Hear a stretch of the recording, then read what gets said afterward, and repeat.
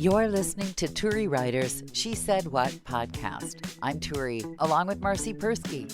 In this installment, I have decided never to sleep with either a Blue Angels pilot or a Thunderbirds pilot. The extreme games come to Marcy's house and an audience of pinball wizards. This is going to be the audio equivalent of the Hello, Can You Go Limbo? Oh, cool. This is going to be the How Much Ambient Noise Can You Stand recording session. Okay. Because as we record this, the city is preparing for its Air and Water show, which means we get the Thunderbirds in the morning and the Blue Angels in the afternoon as they warm up for their big day tomorrow and Sunday. Oh, So- lucky you. Yeah. And so I'm just sort of wondering how much of this I can manage to record through, and lest any of our two listeners feel like they put up with more interference. I would have to say that shy of a baby on an airplane screaming bloody murder for an entire flight because their ears hurt, I would put the Blue Angels right up against that, by the way. I do have all day Monday. Yeah, well, let's see how we do. Also, you know there are groupies for all these parts Oh, of yeah. the military, the Blue Angels groupies and the Thunderbirds. the Thunderbird groupies. I don't know what they call. They probably have a name for themselves, the groupies of the Thunderbirds. Bird turds. Well, what way? Bird turds were you saying? Like, I said bird turds. great, fantastic. Maybe the name that the Thunderbirds have for them. I don't know. I don't know. But they probably have a name for themselves. But here's what I was thinking. I cannot think of a less interesting group of men, because it's still mostly men. They just got their first female Blue Angel. Cannot think of a less interesting sexually group of men at all. There are few people I would be less interested in having intimate relations with than any of those Blue Angel Thunderbird guys for several reasons. Unless you think it's because they're tiny, it's not that. Although they are slight of build because they need. No, that's what I'm told. They're I'm glad we only have 3 listeners. slight of build, but that is It's not. it's very unpatriotic. I by don't the way, care. I don't care. They woke me up. to speculate on the units. No, of no, they're military men. their entire physical size. I don't think they measure them by part. I think they just want them to be lightweight. You should pardon the expression. But I mean, have you ever seen a fat pilot? Is that what you're saying? well, they're not tall and big either because they pull a lot of G's. At least in one military that I know of, they're petite of Yes. build. Right. Okay, keep going. So, but here's the thing about them. These are people who are in adrenaline. I mean, like Hawaii 5-0 waves of adrenaline for most of us, and yet they're perfectly calm. And why would you want to be with somebody like that in an intimate moment? Like, where's the fun in that? There'd be like, I can't even imagine. You're cracking up over there. Yeah. I can't even imagine. All right, I'm just going to say it. If an orgasm for a regular guy is a loud or exciting or entertaining moment, that moment for a Blue Angel or a Thunderbird on the grand scale of adrenaline and excitement, it probably barely registers. So where's the fun in that is my point. Well, maybe they wear parachutes in case of premature evacuation or something. I think in an intimate moment, you could put the parachute anywhere you wanted on the guy and it wouldn't improve the experience at all. Well, myself, I'm just afraid of heights, so it's not within my realm. Yeah. I can think of all the things you might say in an intimate moment to a guy like that. But in general, their response has got to be a completely flat affect. I mean, I can't. You don't think they yell coming in for a landing or anything interesting like that? No, I don't think they yell at all. That's my point exactly. I think on the scale of excitement, it's a wonder they have children. Do they? Oh, yeah. Yeah, they do. I haven't. How do you know that for a fact? Yes, you can look up pictures. Okay. This pilot theory is an extension of my theory about astronauts. Astronauts make the most boring talk show guests. Like They really do. because Astronauts and physicists. well, we know an entertaining physicist. And we know a couple of really, because they get excited about physics. So that's fine. Just as long as the person can get excited about something. But the whole point of being in one of those extreme undertakings, as far as I can tell, is that you don't get excited at all. You just quietly face death in the wing of the guy flying next to you 4 inches away. And you do that every day. And after a while, it's got to be like washing your favorite shirt too many times. It just fades out to nothing. That's my theory. Maybe. See, I don't know. You probably don't even know what this is, but we watch a lot of X Games in our house. They used to film some of those behind our house in San Francisco. So you do know what they are, I then. do, yes. And those guys take a lot of chances with death. And never mind. I just remembered my husband listens to this. I'm not saying that guys that take one of those guys, more or less. Well, the guys on the X Games. Yeah. I don't think they would qualify in the academic department to be Blue Angels. I mean, it requires a lot of engineering, and I'm just saying, like the adrenaline factor.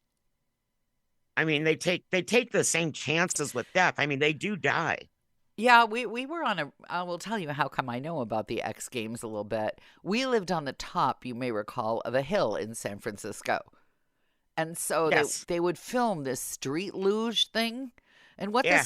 what this was skateboarders who were too banged up to stand upright on a skateboard anymore. They couldn't do it. They were too handicapped from a life of falling off skateboards. Several of them, I would warrant you, on their heads. And even with a helmet, there's only so many times you can do that. And so instead of giving up the skateboard thing, they just made larger, longer ones and strapped themselves to these things and plunged downhill at 100 miles an hour. It wasn't exactly in defense of country or family that they did this. It was just to experience, I guess, that feeling. A lot of them really were scary looking, and you wouldn't have wanted to be in any kind of close contact with them. Not to mention which I am seriously convinced that many of them had removed several layers of brain cells. I'm certain of it because they gave interviews. Have you watched the interviews of the people on the X Games? Yeah. We are avid X Game watchers. How many different words would you say they use in an average interview? Maybe 30?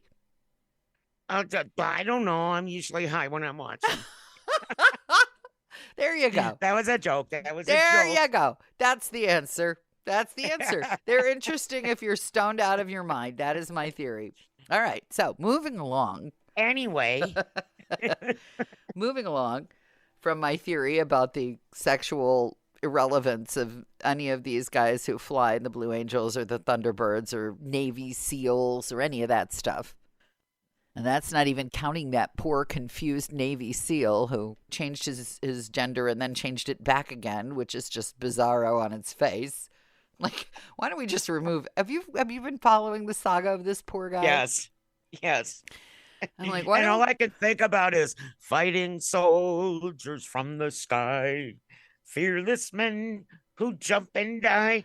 You have to know that song. I do. But what I want. Men who mean just what they say. But he obviously didn't mean what he said. No, he didn't. And here's my thought. By the time he gets through flipping his gender back and forth, if he does this again, he's going to be a human Ken doll is what he's going to be. Well, that's got to hurt, too.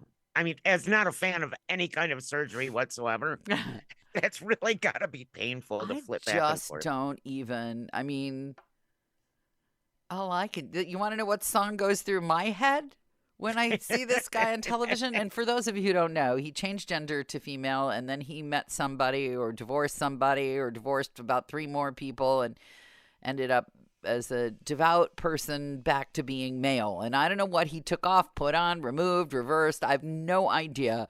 But all Let me guess. Are you going to say dude looks like a lady? No. But it's a good guess. Are you going to say do do do do do do do do? Nope. That's not the song either. You want to know which song? All right. This is the song that I think of when I see this guy on my YouTube feed. Did you ever have to make up your mind There you go. and say yes to one and leave the other behind? You That's know, all three of these songs we just mentioned, probably at least three of our listeners have never heard of. Do you know, I told my kid the other day that we went to see The Who's Tommy and Pete Townsend was there, and he had no idea what I was talking Yeah. about. Yeah. No idea.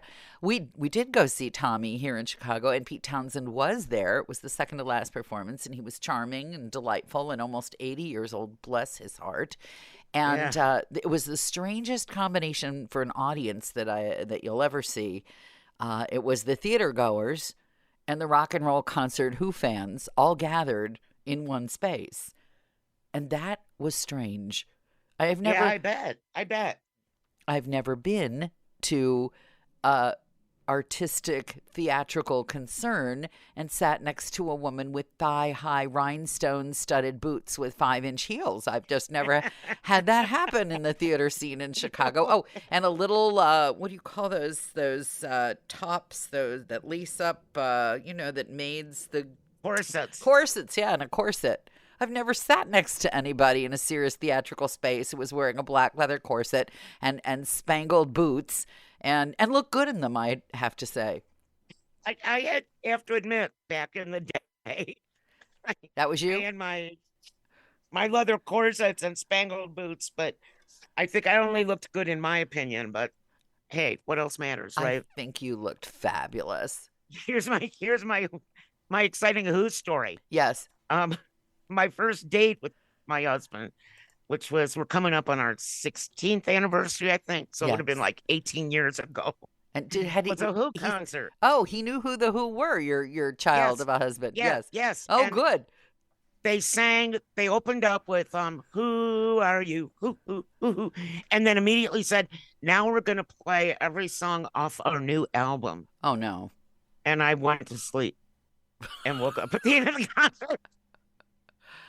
That's Who mean. can sleep through anything? That's mean. The whole concert. No, but he still married me. Oh, it So was they- your idea to go to the Who concert. Well, no, I had tickets. Somebody dumped free tickets on me. I was still doing the entertainment writing thing back I then. see. But yeah, the Pretenders opened. They were really good. I love them. But that new Who album, I don't know whatever happened to it because I never heard it. With that relaxation technique, you could have flown for the Blue Angels. That's right. That's right. Another missed opportunity. Assuming you've come this far because you enjoy the podcast, may we recommend my book, She Said What? A Life on the Air. It's available at your neighborhood bookstore or on Amazon. And if you're feeling especially generous, please leave the podcast a good review. Thanks.